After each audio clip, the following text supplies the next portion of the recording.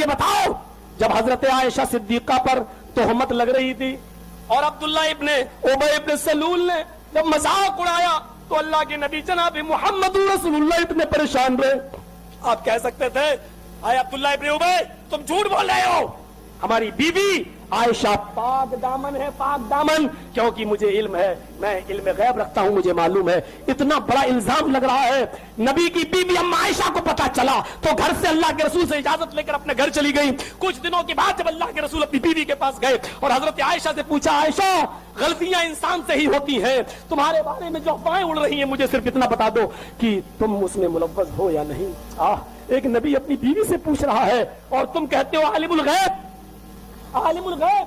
जरा मुझे बताओ ये कौन सा इल्म गैब था? नबी अपनी बीवी के दहाने पर और सराहने पर बैठे हुए हैं और पूछ रहे हैं बीवी तुम्हारे बारे में ऐसे इल्जाम। गैब सिर्फ अल्लाह, ना फारूक आदम को, ना उस्मान गनी को, ना अल्लाह के शेर सैयदना अली को, ना अल्लाह के शेर के फर्जंद सैयदना हसन को, ना सैयदना हुसैन को, इनके नाना इमामुल अंबिया मुहम्मद करीम सल्लल्लाहु अलैहि वसल्लम को भी इल्म गैब नहीं। आप सल्लल्लाहु अलैहि वसल्लम को गैब का इल्म नहीं था। अगर आप सल्लल्लाहु अलैहि वसल्लम को गैब का इल्म होता, आप गैब जानते तो अपने लिए बहुत सारा खैर जमा कर लेते, जैसा कि अल्लाह खुद प्यारे नबी सल्लल्लाहु अलैहि वसल्लम की ज़बानी कहता है, वलौ कुन्तु अअलमुल गैब लस्तक्तरतु मिनल खैर, अगर मैं गैब जानता तो अपने लिए बहुत सारा खैर जमा कर लेता। लिहाजा हमें अपना अकीदा दुरुस्त करना चाहिए कि नबी पाक सल्लल्लाहु अलैहि वसल्लम को गैब का इल्म नहीं। अल्हम्दुलिल्लाह रब्बिल आलमीन वस्सलातु वस्सलामु अला सय्यिदिल मुरसलीन व खातिमन नबिय्यीन, अम्मा बाद, फ़अऊज़ु बिल्लाहि मिनश शैतानिर रजीम, बिस्मिल्लाहिर रहमानिर रहीम। इल्ला मन इर्तदा मिन रसूलिन फ़इन्नहु यसलुकु मिन बैनि यदैहि व मिन खल्फिहि रसदा। आमन्तु बिल्लाहि सदक़ल्लाहुल अज़ीम व सदक़ा रसूलुहुन नबियुल करीम। अज़ीज़ाने बिरादर इस्लामिया, अस्सलामु अलैकुम व रहमतुल्लाहि तआला व बरकातुहू। नाज़रीन कराम, जैसा कि आपने अभी ये वीडियो देखा, एक गैर मुक़ल्लिद किस तरह हुजूर को माअज़ अल्लाह ला इल्म साबित करने के लिए खुद का मुनाफिकत जाहिर करते हैं। अब पहले अहले सुन्नत व जमात का मौक़िफ़ सुन लीजिए कि क्या है। अहले सुन्नत वल जमात का अकीदा ये है कि अल्लाह जल्ला जलालहू आलिमुल गैब है और ये सिफात अल्लाह जल्ला जलालहू की खास सिफात है। और रसूल पाक सल्लल्लाहु तआला अलैहि वसल्लम के पास जो इल्मे गैब है वो अल्लाह जल्ला जलालहू की अता से है। हुजूर नबी रहमत सल्लल्लाहु अलैहि वसल्लम के पास अताई इल्म गैब है और अल्लाह जल्ला जलालहू ने रसूल अल्लाह को जो गैब का इल्म दिया है, यानी आलिमुल गैब ये सिर्फ अल्लाह की ही सिफात है। और हुजूर के लिए हम कहते हैं कि हुजूर को इल्म गैब है जो अल्लाह की अता कर दी है।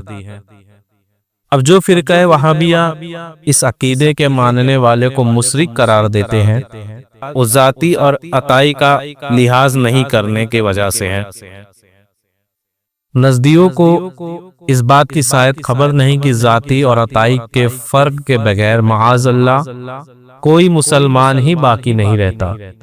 मिसाल के तौर पर अगर एक डॉक्टर के पास बीमारों का इलाज करने का इल्म है तो हमारा अकीदा ये होना चाहिए कि इसके पास जितना भी इल्म है वो सब मेरे अल्लाह का अता करदा है। और अगर कोई माअज़ अल्लाह ये अकीदा रखे कि इस डॉक्टर के पास जो इल्म है इसकी जाती है, तो क्या ऐसा अकीदा रखने वाला शख्स मुसलमान बाकी रह सकता है? हरगिज़ नहीं। लिहाजा इस मिसाल से ये बात वाज़े हो गई है कि चाहे वो दुनियावी मालूमात हो या दीनी मालूमात, जाती और अता के फर्क के बगैर काम नहीं बन सकता। ये बात याद रखिए कि सूरह अनाम की आयत नंबर 50 और सूरह आराफ की आयत नंबर 188 में जो अल्लाह जल्ला जलालहू ने रसूलुल्लाह सल्लल्लाहु अलैहि वसल्लम से कहलवाया है कि आप फरमा दो कि मैं गैब नहीं जानता, تو اس آیت میں رسول اللہ صلی اللہ تعالی علیہ وسلم کے لیے ذاتی علم غیب کی نفی کی گئی ہے، نہ کہ عطائی۔ دیکھیے تفسیر نیشاپوری، صفا شریف، نسیم الریاض اور تفسیر الخازن میں ہے۔ اور ذاتی علم کا قائل تو ہم بھی نہیں ہیں، ہمارا تو عقیدہ ہی یہ ہے کہ رسول اللہ صلی اللہ علیہ وسلم کے پاس جو علم اور اختیار ہے وہ سب اللہ تعالیٰ کا عطا کردہ ہے۔ اب اگر کوئی وہابی علم غیب کے نفی میں دلائل لینا چاہتا ہے تو وہ ایسی دلیل پیش کرے گا جس میں اللہ تعالیٰ نے یہ ارشاد فرمایا ہو کہ میں کسی کو علم غیب دیتا ہی نہیں، یعنی قرآن کی آیت پیش کرنے ہوگی جس میں علم غیب کے ہونے کی نفی نہ ہو بلکہ علم غیب دیے جانے کی نفی ہو، کیونکہ ذاتی علم کے قائل تو ہم بھی نہیں ہیں، ہم تو عطائی علم کے قائل ہیں، اور حضور کے پاس جو علم غیب ہے وہ عطائی ہے، لہذا دلائل بھی عطائی علم غیب کے نفی میں پیش کرنی ہوگی، جیسا سورہ آل عمران آیت نمبر 179 میں رب کا فرمان ہے، ما قال اللہ لیذر المؤمنین علی ما انتم علیہ حتی یمیز الخبیث من الطیب وما كان الله ليطلعكم على الغيب ولكن الله يجتبي من رسوله من يشاء فآمنوا بالله ورسوله وإن تؤمنوا وَتَتَّقُوا فَلَكُمْ عَجْرٌ عَظِيمٌ۔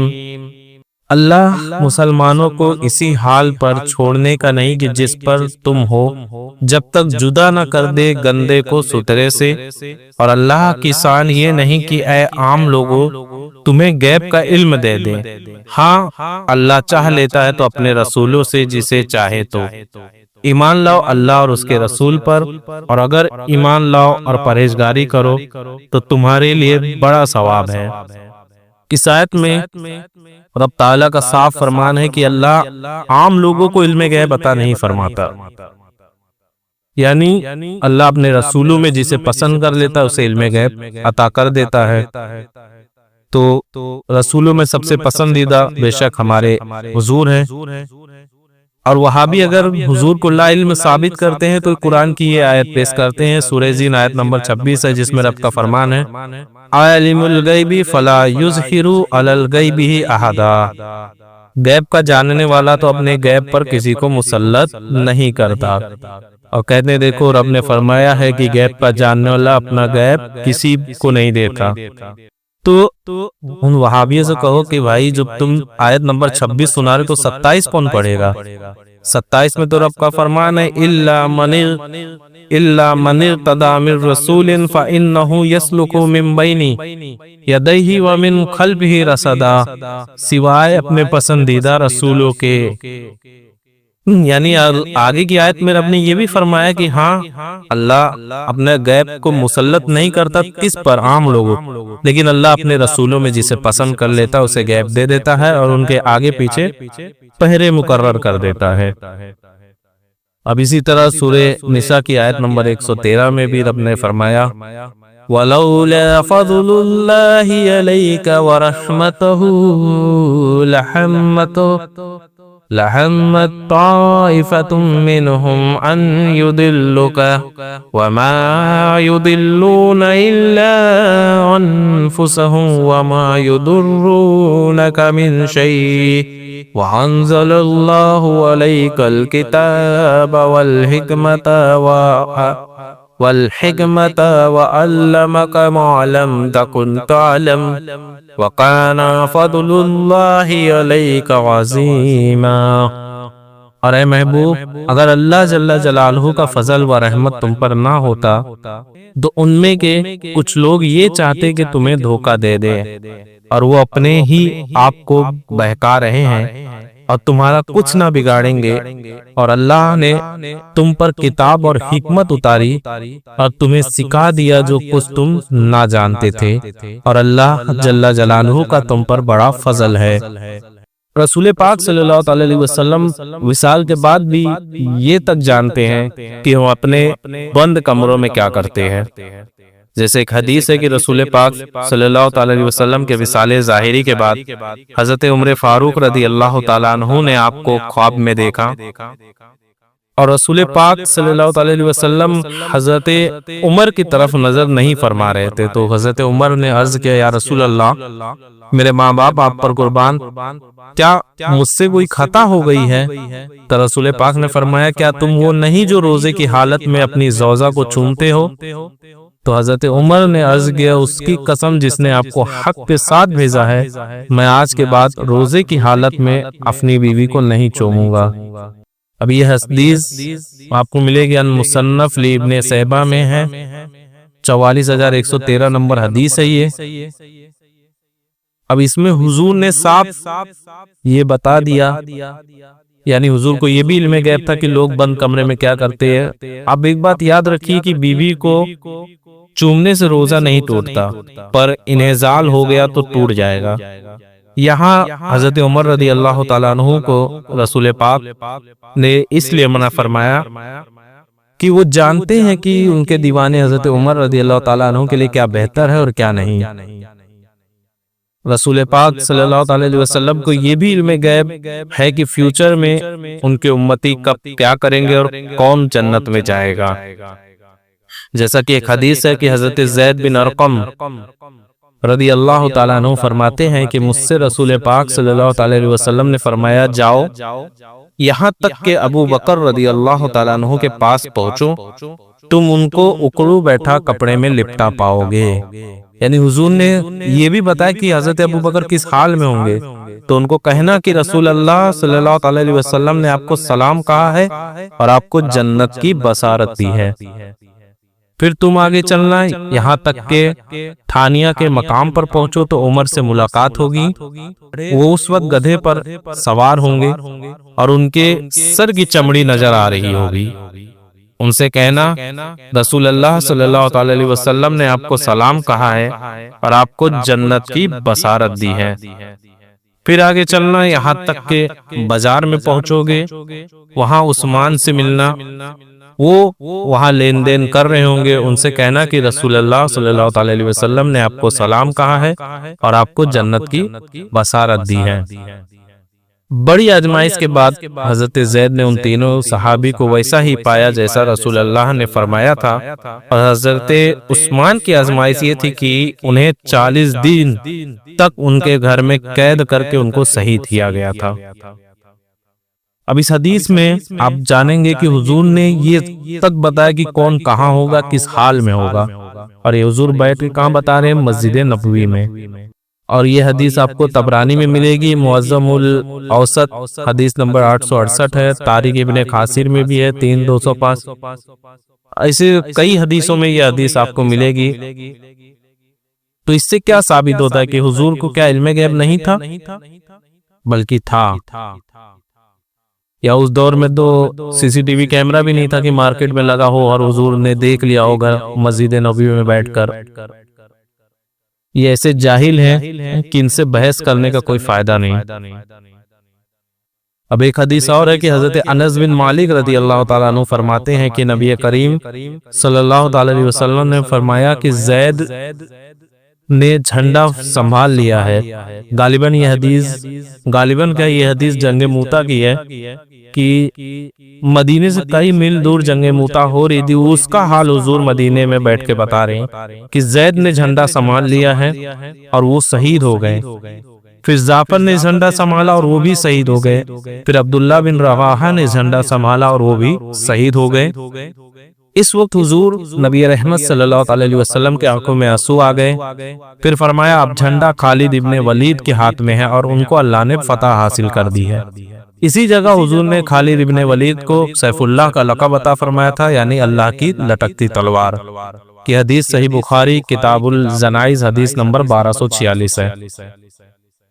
اب ایک حدیث میں اور آپ کو سناؤں گا مکانہ و ما یکون کے ثبوت کے طور پر کہ ابو زید نے بیان کیا ہے کہ رسول اللہ صلی اللہ علیہ وسلم نے فجر کی نماز پڑھائی اور ممبر پہ رونق افروز ہوئے اور ہمیں خطبہ ارشاد فرمایا یہاں تک کہ ظہر کا وقت ہو گیا۔ حضور ممبر سے اتر کے نماز پڑھانے لگے اور پھر ممبر پر رونق افروز ہوئے اور خطبہ ارشاد فرمایا یہاں تک کہ نماز عصر کا وقت ہو گیا۔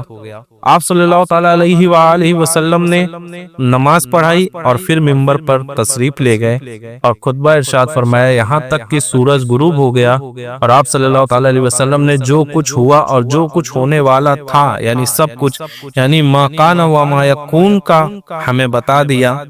ہم میں سے سب سے زیادہ جاننے والا وہی بنا جس کو اس دن کی باتیں زیادہ یاد رہی۔ یہ صحیح مسلم کی حدیث ہے، حدیث نمبر 2892۔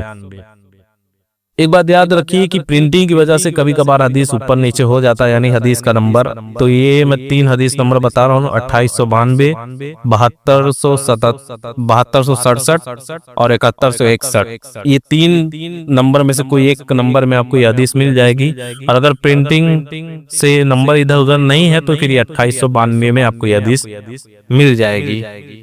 اب اس حدیث سے ثابت ہوا کہ اللہ نے اپنے حبیب صلی اللہ علیہ وسلم کو ما کان و ما یکون کا علم عطا فرمایا ہے، یعنی جو کچھ ہو چکا اور جو کچھ ہونے والا ہے اللہ نے سارا کچھ اپنے حبیب کو بتا دیا ہے۔ اور حضرت حذیفہ بن یمان رضی اللہ تعالیٰ عنہ نے فرمایا کہ رسول اللہ صلی اللہ تعالیٰ علیہ وسلم نے مجھے وہ سب کچھ بتا دیا جو قیامت تک ہونے والا ہے۔ یہ المستدرک کی حدیث ہے 8380، اور مسند بزار میں بھی ہے 569۔ تو ان تمام حدیثوں سے پتہ چلتا ہے کہ حضور کو اللہ نے علم غیب عطا فرمایا تھا، اور قرآن کی آیت سے بھی یہ ثابت ہوتا ہے۔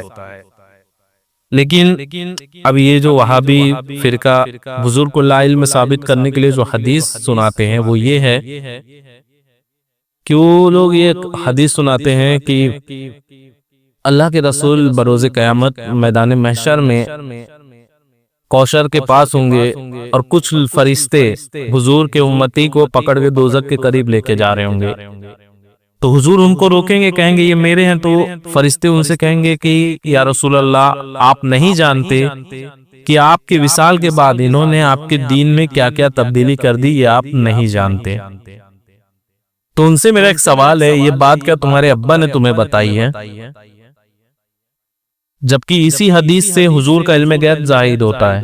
اگر یہ حدیث آپ سناتے تو اسی سے تو حضور کا علم غیب پتہ چل رہا ہے، یعنی حضور جو قیامت کا منظر بتا رہے ہیں، قیامت ابھی قائم تو نہیں ہوئی نا، یہ حضور 1450 سال پہلے بتا رہے ہیں کہ میں اس حال میں ہوں گا، میں حوض کوثر پہ ہوں گا، ہم کچھ لوگ لے کے جائیں گے اور میں ان سے کہوں گا کہ یہ میرے ہیں، اور وہ فرشتے کہیں گے آپ نہیں جانتے کہ انہوں نے آپ کے وصال کے بعد آپ کے دین میں کیا کیا تبدیلی کر دی ہے، حضور پہلے سے جانتے ہیں۔ اسی طرح تو علم غیب ظاہر ہوتا ہے حضور کا۔ اور یہ منافق جرجیز جو بیان کر رہا ہے شروع کی ویڈیو میں حضرت ام المومنین عائشہ صدیقہ کے بارے میں، اس کی تفصیل بیان تو میں انشاءاللہ اگلے ویڈیو میں بتاؤں گا، کیونکہ اس میں نہیں میں وہ بات بتا سکتا، کیونکہ اس بات کو ثابت کرنے کے لیے تھوڑا وقت درکار ہوگا جو میں اس میں کر نہیں پاؤں گا۔ انشاءاللہ علم غیب کے اوپر میں دوسرا جب ویڈیو بناؤں گا اس میں اس کا تفصیلی بیان بھی آپ لوگ کو بتا دوں گا۔